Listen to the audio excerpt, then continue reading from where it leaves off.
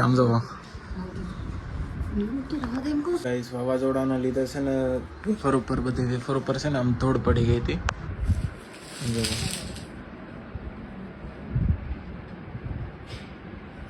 આખી વેફર ઉપર ધૂળ. હવે બસ આ તો હેર ડ્રાયરથી કાઢી છે, ખાલી થોડીક ધૂળ ઉડી હતી, નીકળી ગઈ છે. હેર ડ્રાયર માર્યું એટલે બધી નીકળી ગઈ. તો ગાઈસ તમને બતાવું, આ જો વેફર રેડી થઈ ગઈ છે આપણી. 2 દિવસ છાયડામાં સુકાવી હતી અને આમ જોવા રેડી થઈ ગઈ છે.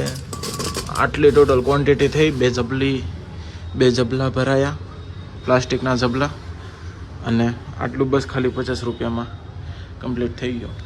અને આજે છે સેટરડે અને બસ આખો દિવસ થોડું કામ હતું, કામ પૂરું કર્યું. આ સુરતમાં કોઈ જગ્યાએ આનું રિપેરિંગ કોઈ કરતા હોય, શું કહેવાય આને,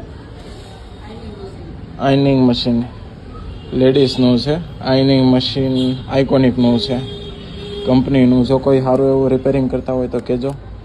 અત્યારે જાઉં છું એક જગ્યાએ બતાવવા. એક જગ્યાએ બતાવ્યું તો એ ભાઈએ ના પાડી, વધારે ખર્ચો છે. અત્યારે જાઉં છું બોમ્બે માર્કેટ, સુરત બોમ્બે માર્કેટ.